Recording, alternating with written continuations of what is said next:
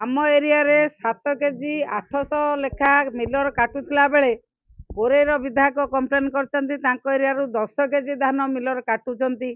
Miller ମାନଙ୍କ ଦୟାରେ ସରକାର ଚାଲିଛି। ମିଲର ମାନେ ସରକାରଙ୍କର କଣ୍ଟ୍ରୋଲରେ ନାହାନ୍ତି, ସରକାରଙ୍କ କଥା ମାନୁନାହାନ୍ତି। ଠିକ୍ ସମୟରେ ମଣ୍ଡିକୁ ଗାଡ଼ି ଯାଉନାହିଁ ଏବଂ ପ୍ରତ୍ୟେକ ଚାଷୀଙ୍କ ଠାରୁ ପଇସା ଆଦାୟ କରାଯାଉଛି। ମଣ୍ଡି ହ୍ୟାଣ୍ଡଲିଂ ଚାର୍ଜ ସରକାର ଦଉନାହାନ୍ତି। ଏ କଥା ମନ୍ତ୍ରୀଙ୍କୁ କୁହାହେଲା। ମନ୍ତ୍ରୀ କହିଛନ୍ତି ବୁଝିବା କ'ଣ, ସେ କିଛି ବୁଝିଲା ଭଳିଆ ଜଣାପଡ଼ୁନାହିଁ। ମନ୍ତ୍ରୀ ଅସହାୟ ବୋଧ କରୁଛନ୍ତି ଯେ ମିଲର ମାନେ ମାନୁନାହାନ୍ତି, ମାନିବେ ବୋଲି କହିଛନ୍ତି। କୋଉ ନ ମାନିବେ ଦେଖିବା। 7 କେଜି 800 ଲେଖା ମୋ ଏରିଆରେ କଟା ଯାଉଛି। କୋରେଇ ବିଧାୟକ କହୁଛନ୍ତି ମୋ ଏରିଆରେ 10 କେଜି କଟା ଯାଉଛି। ଗନି ବ୍ୟାଗ ପାଇଁ 800 ଗ୍ରାମ କାଟୁଛନ୍ତି, 800 କାଟୁଛନ୍ତି ଗନି ବ୍ୟାଗ ପାଇଁ। ଗନି ବ୍ୟାଗ ସରକାର ଯୋଗାଇ ଦେବା କଥା, ଏପର୍ଯ୍ୟନ୍ତ ବ୍ୟାଗ ଯୋଗାଇ ଦଉନାହାନ୍ତି। 800 ଗ୍ରାମ ଧାନ ସିଧାସଳଖ ଚାଷୀଙ୍କ ଠାରୁ ଶୋଷଣ କରୁଛନ୍ତି। କୁହନ୍ତୁ ଏଫେକ୍ୟୁ କ'ଣ? ଯେମିତି 8 କେଜି କାଟି ଯାଉଛନ୍ତି ତାଙ୍କର ଏଫେକ୍ୟୁ ହେଇଯାଉଛି।